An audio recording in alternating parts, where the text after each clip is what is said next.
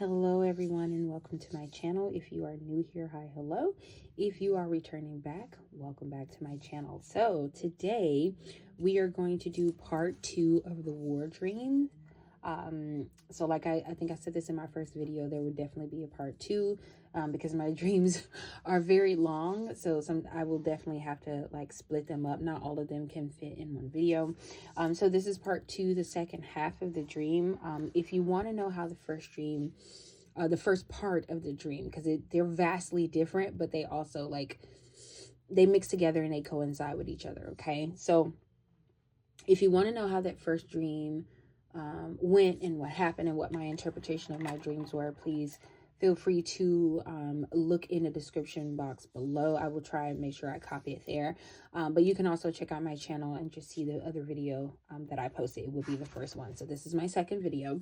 I do want to say that these dream interpretations are my own interpretations of my dreams, right? However, I am sharing them because I recently discovered that and I just saw 111, so I think Metatron is reaching out to me to speak about this. So I feel like my dreams are not just for me, right? I've been dreaming and writing in dream journals for like 4 or 5 years now. And I did not know what to do with them. I'm just going to be 110% honest. I did not know what to do with the dreams that I was writing down, but I kept them, right? Just in case. And I feel like recently I've been given direction by spirit to do this. So I'm going to keep doing it. Until spirit tells me not to, right? If spirit tells me or takes me off this path, then I will leave it. But until then, I will keep going. So where we left off at, before we get started, I would appreciate it if you would take 3 mindful deep breaths. Inhale for 4 seconds, hold for 3, and then exhale for 5 to 6 seconds. This just calms down your body, right? Calms down your mind, slows things down so you can really listen to what we have to what the dream is talking about. And I'll do it with you, right? So let's do that. Let's do it together. So we'll take 3 mindful deep breaths. So inhale, hold, exhale. Again, inhale for 4, hold, exhale. Inhale, hold, exhale. All right.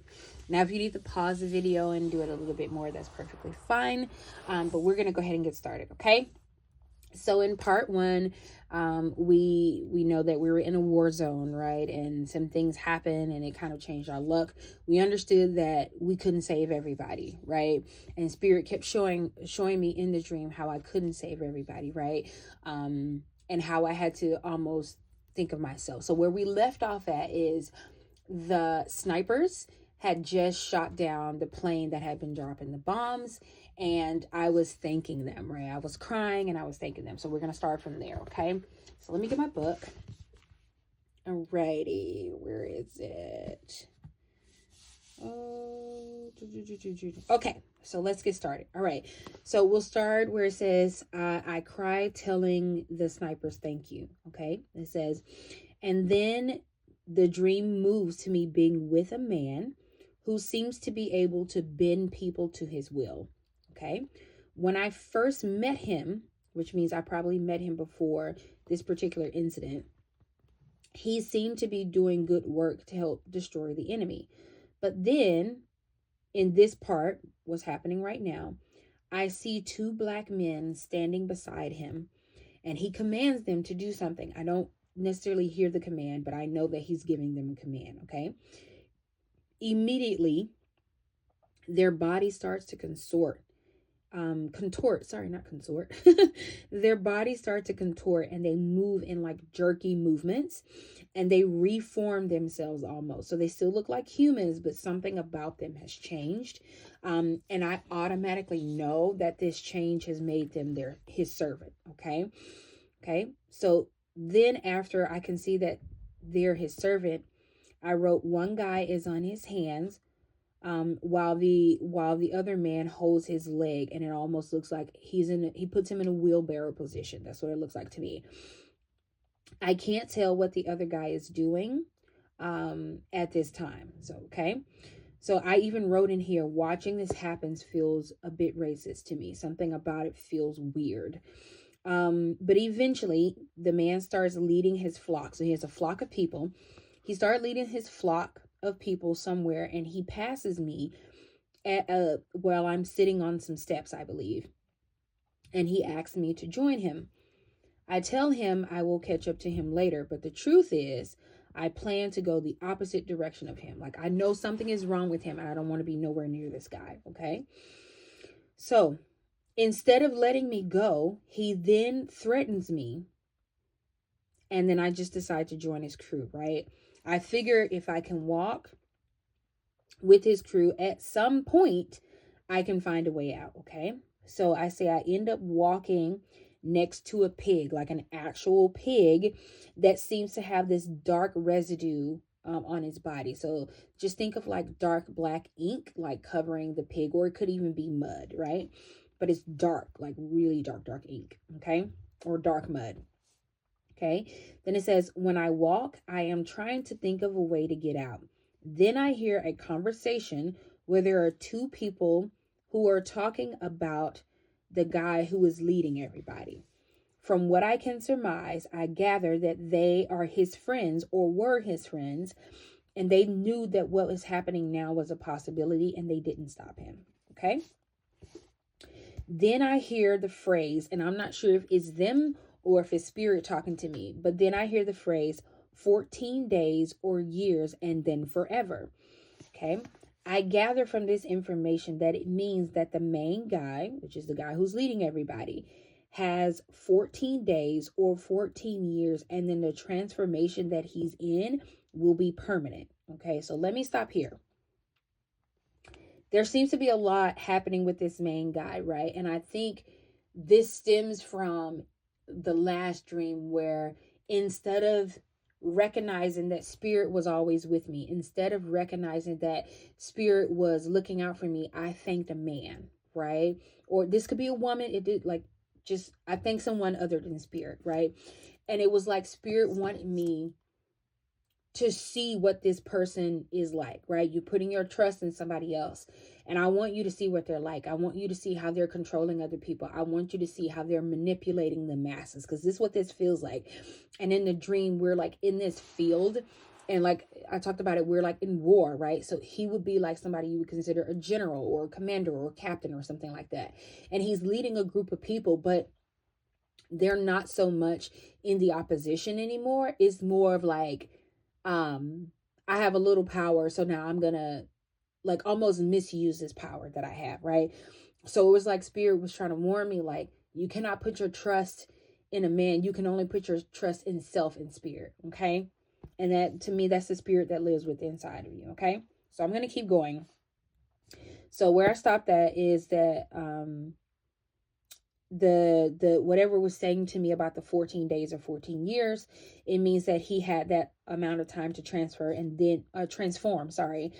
And that after those 14 days or 14 years, the transformation will be permanent. Okay. I realized then that his friends, the people who are talking, had time to stop him, and they didn't, and I might have to be the one to stop him. Okay. So just as I am having this thought, someone picks me up and puts me in that same wheelbarrow position that we talked about earlier with the other man. I don't stay in a position for long. They end up sitting me in a chair, and I'm turned sideways so that my body is pushed through the arm of the chair and the seat of the chair. So I'm stuck, right? While I'm stuck in this position, I feel someone peeing on my leg, and I try to move it. And even though no matter how much I move it, they still follow me with a stream of pee. Now, I want to stop here, because to me, this was like this person wanted to claim ownership of me, right? They didn't want me to have thoughts of my own. They didn't want me to be able to see myself as more than what I was in that moment, because then they can control me, right? I couldn't be, if you stake your ownership and your claim on me, because we know that's what dogs do. They mark their territory. This person was marking, and I believe it was the leader, marking his territory and keeping me, trying to keep me as his, trying to mark me as his so that others would see me as his, right? And then even though I'm trying to move my leg, right? Because I don't want your pee on me, right? I'm trying to move my leg because I don't want to be marked by him, right? I know there's more to my life. I know that there's a plan that Spirit has for me, and I don't want to be marked by this man, okay? So let me keep going because I have a lot to say about that. Because a lot of times we put ourselves in situations where people mark us, right? And then we think we don't have a choice. They give us a label, right? So just an example, slow, trash, ghetto, like they give us labels and then they try to stick us in those places and claim their territory. I put you here. I made you this, right? Let's keep going. Okay. So, where was I? Okay. The stream of pee. Okay. And it says, after the person is done, I'm repositioned in the chair. Okay. When I'm repositioned in the chair, I'm sitting in a chair. So picture sitting on a throne. Okay. All right. And then I see a guy that could be the leader, but he seems more like a second hand or right hand man. Okay. Let's see. Okay. Okay. Yeah. Okay. He asked me if I trust him. I know in this moment that the easy answer would be to say yes, and he could help me, or it could help me seem more agreeable, but I choose to defy him and tell him the truth. I answer no, right? So this to me was like Spirit allowing me to wake up, right? Choosing to rebel, so to speak, choosing to say, just because you peed on me, you don't get to claim me, right? I am my own person, okay? This person, so this is not the main guy, this is the guy who seems like he should be the leader, but he's more of the second in command or the right hand man. Okay, then he smiles and hand out these white worm looking things. That's the only way I can describe them. Then I say, also before this, there was a guy who was put in a chair like me. After the guy asked me if I trusted him and I said no, he smiled and set me there in the same position where I didn't think we could move. So the way they put me in the chair, it was almost like I was stuck there. Like, imagine somebody torturing you, right? TMI. Imagine someone torturing you, putting you in a chair, holding your head still so you can't turn your head to the side. You have to watch everything that was going on. That's what that felt like, okay? All right. So the second in command then puts worms in front of the women who were on the right side of me. So at this time, like I said, there's a lot of people with me, but there are women there. They're on the right side of me. Okay. He then says to the guy and me, which is the other guy who got stuck in the chair, that we need 7 people to essentially stand with us. So think about it this way. Imagine I'm sitting on a throne-ish kind of thing. There are 2 chairs, both same height, and there's a woman and a man. So I'm the woman, there's a man there, right? This second in command tells us that we need 7 people to essentially stand with us, right? So we have a way out, but we need 7 people to stand with us, okay? The guy who's sitting next to me in a chair that's stuck, he has no one on his side of the table, right? But I have women that I have never met who are there for me. So Spirit was trying to tell me that along this path, this spiritual journey that I'm going down, there are going to be people that I've never met who are going to feel like family to me, who are going to be willing to make sacrifices, who are going to be willing to stand up for me. But I also have to be willing to recognize that that's what they're doing. Okay.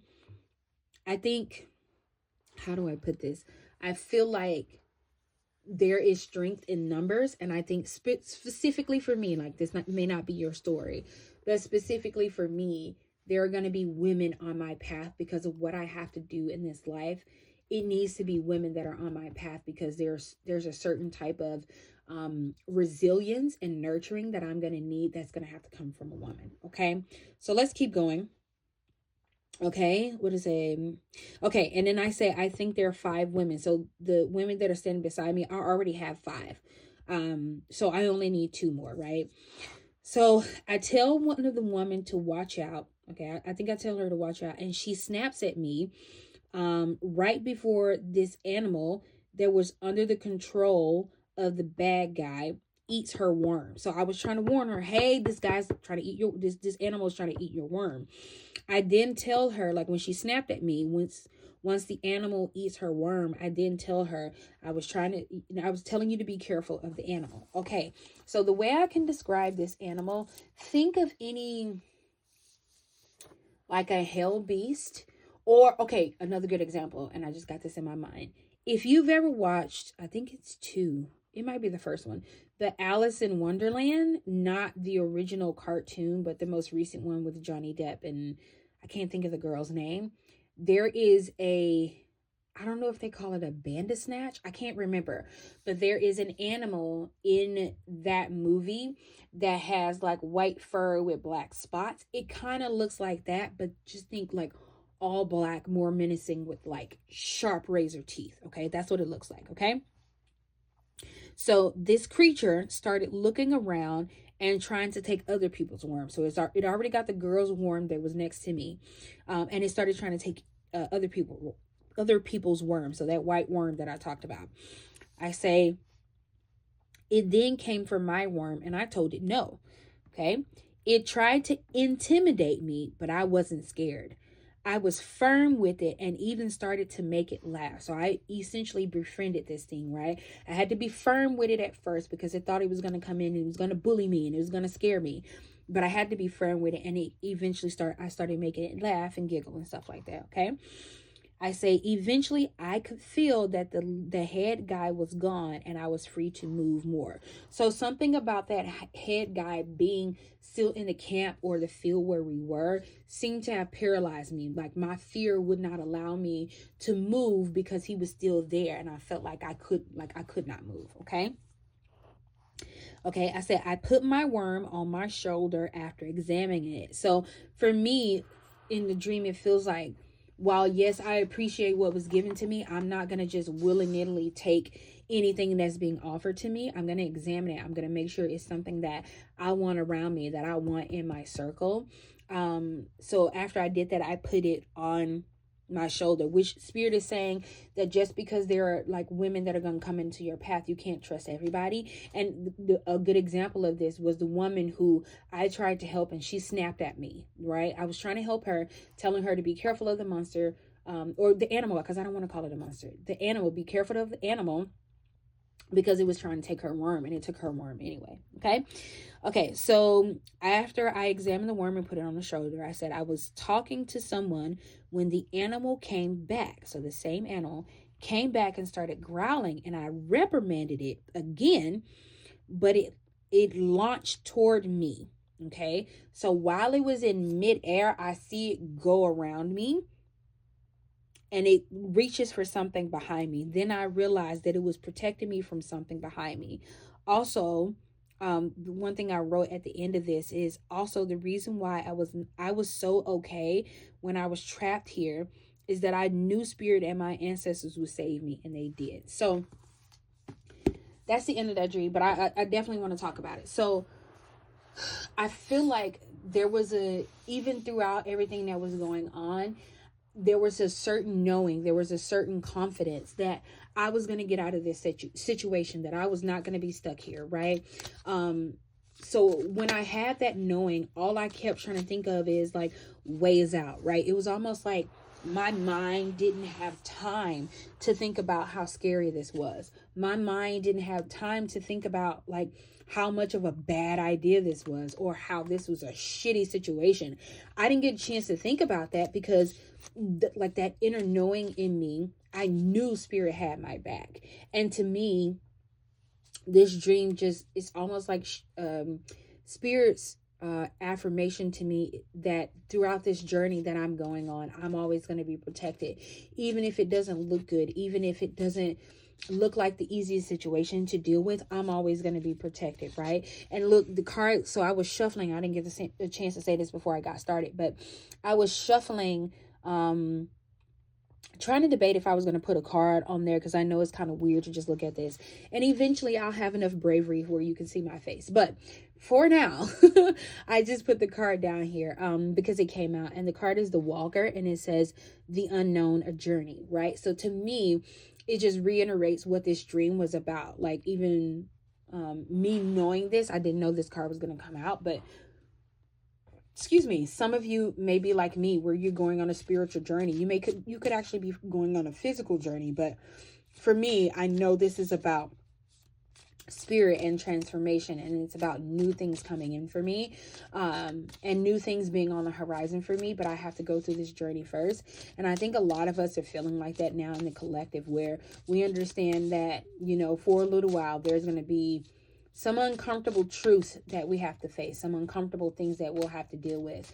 And we may lose some friends along the way, but Spirit is saying, no matter how many times you walk along, there will be people along your path who will be there to help you, who will be there to guide you, who will be there as friend, as family, right? And even sometimes as foe, to keep you on your toes, right? So to keep you on the right track, okay? So let's see if we can get any additional messages. Because I'm shuffling now, but before I actually pull anything, I do want to say that to me, this dream really coincides, because in the beginning, right, I was not in the beginning, but in the part 1 dream, I was essentially trusting Spirit, and every time I trusted Spirit, I never got caught, right? It wasn't until I took my eyes off of Spirit and I put my eyes on a man that I had to go through that journey. So for some of you, and even for myself, Spirit is saying certain journeys you don't have to go through if you learn the lesson the first time. Sometimes we don't learn the lesson the first time, and we're doomed to repeat something that sometimes it's not even the same thing. Sometimes it's a little bit more uncomfortable because we need to learn it this time. So for some of you, Spirit might be telling you that, you know, you're making things harder on yourself than they have to be. Okay, so let's get some cards. Let's see if Spirit has any additional messages for not just you, but me as well. Let's see. Spirit, do you have any messages? Here we go. I got a card that flipped over. We have the Catalyst. Radical changes taking control. So yeah, like in this dream, right, we knew that we had to take control, but we also understood that there was only so much that we could do, right? There was a balance to how much we could do in this situation. Hold on. Okay. But sometimes Spirit will put you in a situation where there's a catalyst for change, right? So for me, in that first dream, I didn't appreciate what Spirit really was trying to do for me, right? And in the second part of that dream, it was almost like Spirit put me in a place where I really had to depend on Spirit. I had to trust in that inner knowing that I had within myself, that Spirit was going to watch out for me, that Spirit was going to take care of me, and Spirit actually did it. There was a certain, even when I close my eyes and try and think back to the feelings that I had during that dream, I was comfortable. I didn't always know what was going on, but there was a part of me that was just, we understood that this is what we needed to go through at the time. Okay. And then we have the Assassin, ruthlessness, conviction. Okay. So in this right there. So in this situation, I did have to try and become ruthless, right? I understood that, even like with the animal there, right? I could not let that animal intimidate me, right? It was something that I don't see in my everyday life. But in the dream, I could not allow it to intimidate me. I had to stand up for myself, right? I had to be almost in a sense, my own assassin. I had to kill the ego within me so that I can be open to what Spirit actually needed me to see, and how I needed to show myself that I could be brave, that Spirit is always with me. Spirit is always protecting me. Okay. So for some of you, you might have the same situation that may be going on with your life. Now, I want to say this is my interpretation of my dream. If you get something else from this, that is totally 110% fine. And that's the purpose of these, right? I want to do them because what I get from this dream may not have anything to do with what you get from this dream. But I think it's important that we share these kind of things, right? Because sometimes we're holding on to messages that are meant for other people. Like, perfect example, I remember a long time ago, I remember my mom saying that sometimes preachers get up and they will preach a sermon that God gave them, and then they will put it off on everybody else. This is not what I'm doing, right? These are my dreams, right? These are my interpretations of my own dreams. These are the interpretation that Spirit has given me of my own dreams. So I can only give you what Spirit has given me, right? About me, not about you. That's why I keep saying maybe, right? If it resonates, it resonates. If it doesn't, leave it here, right? It's where it's supposed to be. And I also set the intent that the people who are supposed to find this will find this. You'll find it in the right time. You'll find it when it's meant to find you. But if it's not meant to find you, that's okay, right? That's absolutely fine. So, I think I mentioned this in the beginning, but I've been writing down my dreams for 5 years now. So we're going to keep going with this. That was just a war dream. I do want to say, and I might have to put a disclaimer, some of my dreams are explicit. So, if there's any like sex or murder or anything like that in there, I'll make sure that I kind of put a trigger warning in the beginning or some type of warning, so that if you choose not to listen to those readings, those are okay, right? We're all human, and some people don't want to listen to everything, and that's okay. I'm okay with that. But I will try and make sure that I put warnings in here, even if I have to put it up on the screen. I'm okay with that. So that is all I have for you today with this dream interpretation. I will be back. I'm trying to decide if I want to do 2 of these a week. I don't know yet. We'll see. I just want to follow what Spirit is telling me to do right now. And I don't really have any clear definition. The only thing I know for a fact is that I'm supposed to post my dreams. So this is all the messages that I have for you. Please feel free to like, share, comment, and subscribe. And I will see you next time in my next video. Bye.